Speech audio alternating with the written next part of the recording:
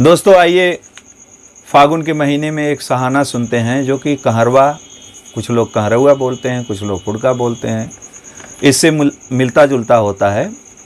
और देखिए कि किस प्रकार से एक पत्नी अपने पति के लिए इंतज़ार कर रही है और उसको देखिए प्यार भरी धमकी दे रही है।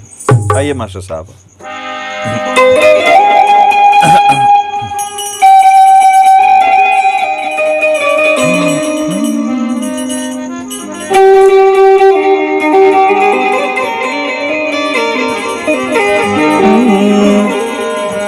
और टूटी बाके वाड़िया झकाई लागेला फुआ, टूटी बाके वाड़िया झकाई लागेला फुआ, आउता बला मुआ तब बीती जाई फागुआ।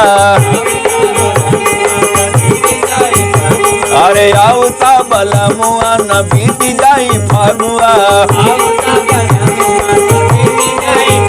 अरे टूटी बाके वाड़िया झकाई लागेला फुआ, टूटी बाके वाड़िया झकाई लागेला फुआ, आउता बला मुआ न बीती जाई फागुआ।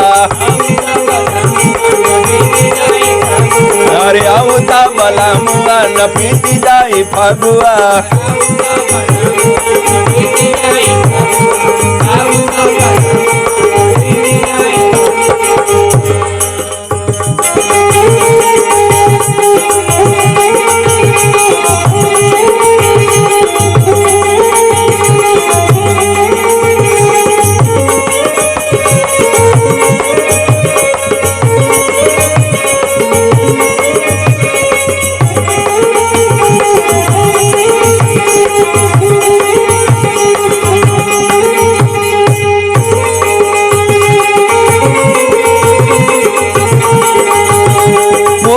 बेयारिया में उमड़ई जवानिया, आई बना तराची दे बैकावनो कहानिया। पुरुआ बयारिया में उमड़ई जवानिया, आई बना तराची दे बैकावनो कहानिया।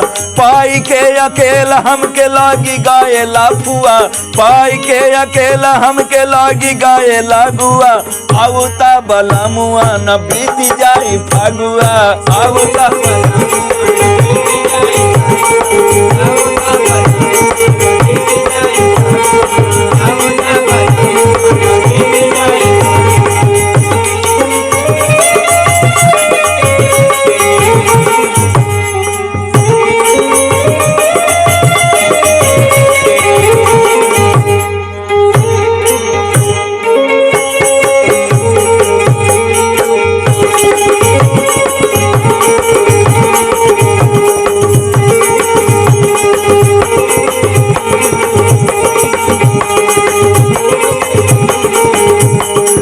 जब जब रातिया में सूती हम अंगनवा, नीदियो नयावे मोरा कार के बदानवा। जब जब रातिया में सूती हम अंगनवा, नीदियो नयावे मोरा कार के बदानवा।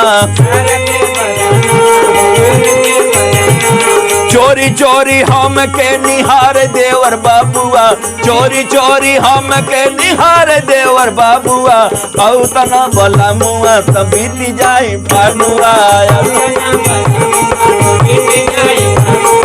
औता बला मुआ